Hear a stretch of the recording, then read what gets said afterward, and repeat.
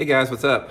Welcome back here to today's edition of Intuitive Angling, and hope everybody's well. And man, I really appreciate you guys taking some time out of your day to check my videos out. Much appreciated from me and my family. Guys, today I want to have a talk about a conversation that I've had with a group of 20-year-old Livescopers pretty much over the past year. For whatever reason, I've had a chance to visit and talk and fish with quite a few of them. And I want to relay to you guys the interaction between me, which is basically the voice against forward-facing sonar and spotlighting, and the group of anglers out there that utilize this technology primarily as their way of catching bass. I think you guys are going to find it interesting. Also, guys, about three quick things before we get started I want to go over with y'all. I had quite a few people send me messages about that new 5-inch Magdraft that I caught them on at Table Rock. This model right here. Guys, this thing is freaking awesome. Just put it on 12-pound test fluorocarbon line, throw it up in shallow water. It gets good bites, it catches big ones, but it catches like twice as many fish as the 6-inch model. So I'll link the 5-inch model in my Tackle Warehouse link in the description of the video. And also one quick thing, guys, Solar Bath's got that get ready for summer sale going on, so you can get my Signature Series glasses at 30% off, including prescription lenses right now. So I'll put that link in the description if you guys would like to get you a pair of these good glasses here. Much appreciated there.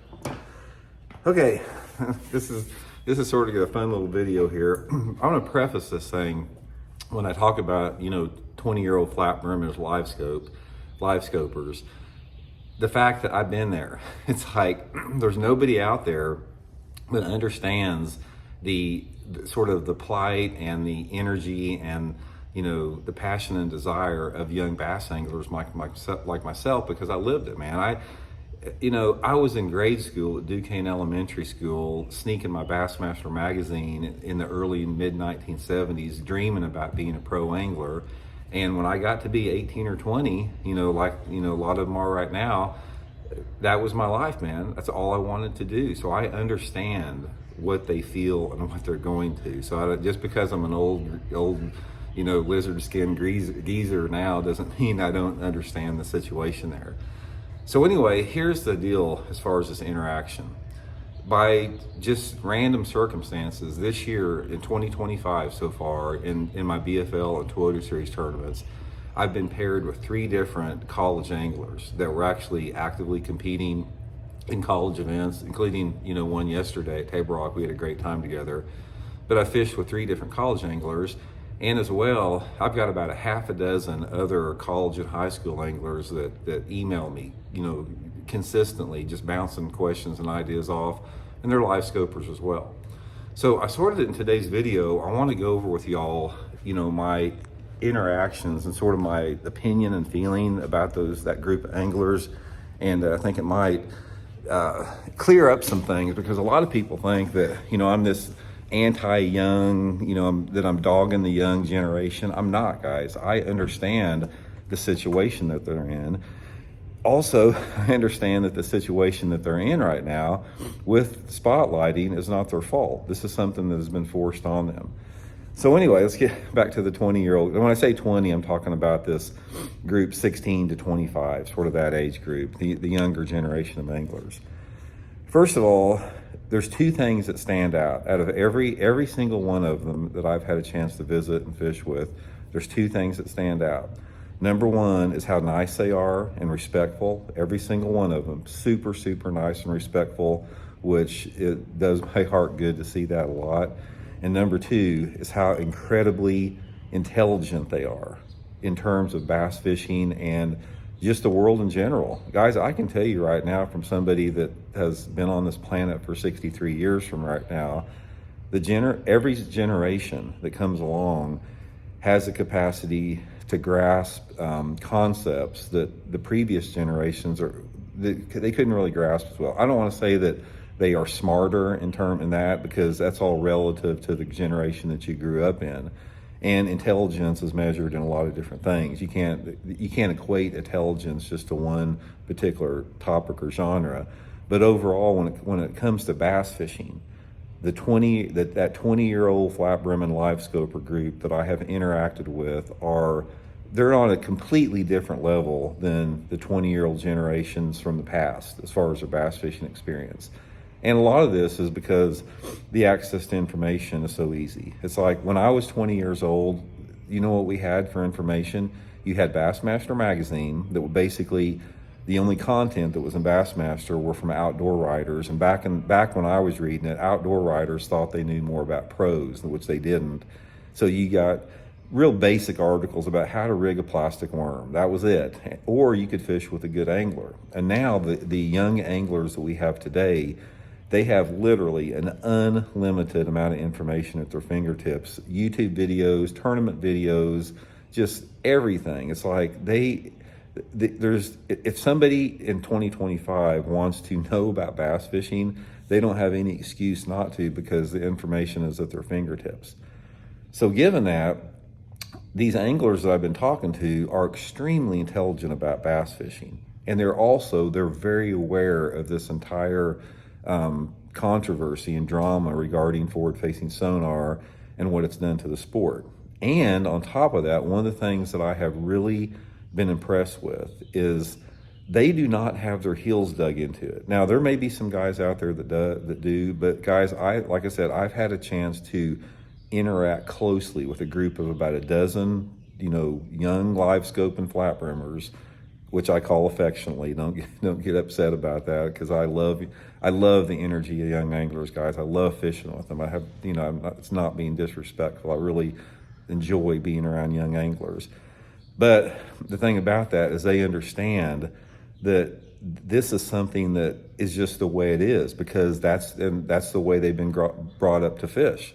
It's like they haven't been brought up to fish with traditional bass fishing techniques, as far as the diversity and the myriad of techniques that are available under different conditions. The information that they have and the way that they fish, which is primarily using forward-facing sonar, is with the basic lure forward-facing sonar groups of the minnows, jerk baits, drop shots, maybe just something to fish for suspended fish, little swim baits or stuff like that. So they have not been brought up to understand all those other nuances of bass fishing, and they don't need to, because using forward-facing sonar eliminates the need to understand anything else about fishing. Now, another thing about this is I always try to talk to them a lot when I have the opportunity. And one of the things that they realize is the fact that if that was taken away from them, if forward-facing sonar was taken away from them, which it probably will be, it's just a matter of time. The only variable with that is how long is it going to take to educate everybody to get behind it, to ban it. But they understand that there's going to be a little bit of a learning curve, and that's natural. It's like you can't go out and have forward-facing sonar as your game. That is your game regardless, and then expect that to be taken away and just be expected to dominate with any other technique. But on top of that, I have full confidence from me talking to these anglers that if forward-facing sonar was taken away from them today, that they would still be as good as they are, but it would take longer. That's the natural state of it. It's like, here's the only difference. It's like when you have passion and desire and you want to become a better angler, and especially if you want to become a better competitive angler, you're going to do whatever it takes to get good. And it's the same with these people. They're these young kids right now, is they're doing whatever it takes for them to get good, which is using this forward-facing sonar technology that's been pushed down their throat by Bassmaster and MLF. And they understand that, that would take a while to get away from that. And they're okay with that. And that's one of the things that I really enjoyed seeing. It's like, I get the vibe from every one of them. If Bassmaster came out tomorrow and did the right thing and acted like adults in the room, which hopefully they will at some point because they haven't ever before, they would be okay with it. They would just regroup and say, I love fishing. Nothing's going to stop me from fishing. And that's one of the things that I really liked with the young angler I fished with yesterday. He goes, I'm always going to fish. He goes, there's nothing going to stop me from fishing. So if forward-facing sonar goes away tomorrow, he's going to be an expert in whatever he chooses to be as far as diversity of technique, because he loves the sport.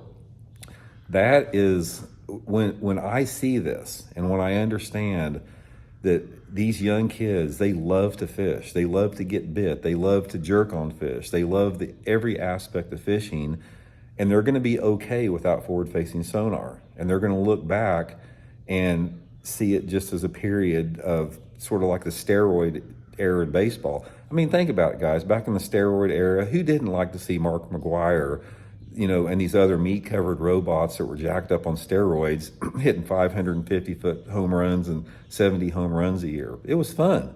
Just how it's fun now. Well, it's not fun to watch, but when you read about 30-pound bags getting caught, by spotlighting for bass, it's the same thing as the steroid issue. But baseball was fine after steroids were taken away, and bass fishing will be fine once forward-facing sonar gets taken away.